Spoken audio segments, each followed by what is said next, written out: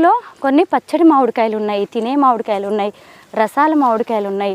మా bad luck ఏంటంటే మేము తీసుకెళ్ళడానికి మాత్రం ఢిల్లీకి అవకాశం లేనట్టే కనిపిస్తుంది. ఇక్కడ నుంచి ఇవన్నీ ప్యాకింగ్ చేసి మరీ తీసుకెళ్ళడం అంటే పెద్ద ఇష్యూ. చూడండి అసలు ఈ చెట్టుకి ఎన్ని కాయలు, అంటే 3 ఏళ్ల వయసు దానికే ఇన్ని కాయలు ఉన్నాయి.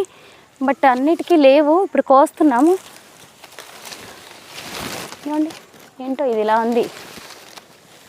ఇంకా అంటే పంటకి రాలేదు ఇవి, మామిడికాయ పచ్చడి పెట్టుకోవడానికి, తర్వాత తినడానికి, రసాలు ఇలా రకరకాలుగా ఉన్నాయన్నమాట.